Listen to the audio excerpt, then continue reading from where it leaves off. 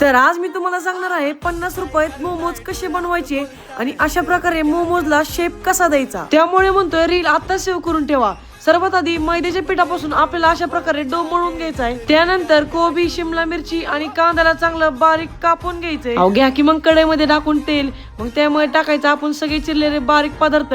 लगेच मग त्याला हलवायचं मस्त मध्ये। मग त्यानंतर टाकायचे चवीनुसार मीठ, आले लसूणची एक पोटी टाकायची मित्रांनो, शेजवान चटणीची एक पोटी टाकायची आणि त्याला चांगलं मिक्स करायचं। त्यानंतर टाकायचं चिली फ्लेक्स, मग त्यानंतर टाकायचं ऑरिगेनो, मग त्याला पण चांगलं मिक्स करायचं आणि त्यानंतर टाकायचं त्यात पनीर बारीक करून टाकल्यानंतर त्याला चांगलं मिक्स करून घ्यायचं। मग त्यामध्ये टाकायचं लाल तिखट। मग आपल्याला घ्यायचे मोमोज करायला। मग असेच आपण मोमोजचं पीठ करून ठेवलं होतं। मग अशा प्रकारे मोमोजचा तुम्हाला शेप द्यायचा आहे। आधी खाली थोडंसं रवायचं, मग दोन्ही टोक परत जुळवायचे आणि असंच करत करत तुम्हाला मित्रांनो मोमोजला शेप द्यायचा आहे। बघा किती मस्त मध्ये आपण असं शेप दिला मित्रांनो मोमोजला। त्यानंतर लगेच त्याला स्टीम व्हायला ठेवायचे। मग 20 मिनिटं त्याला चांगलं स्टीम होऊन द्यायचं। अशाच प्रकारे तुम्ही बनवले आहेत हॉटेल स्टाईल एकदम मस्त असे पनीर स्टीम मोमोज।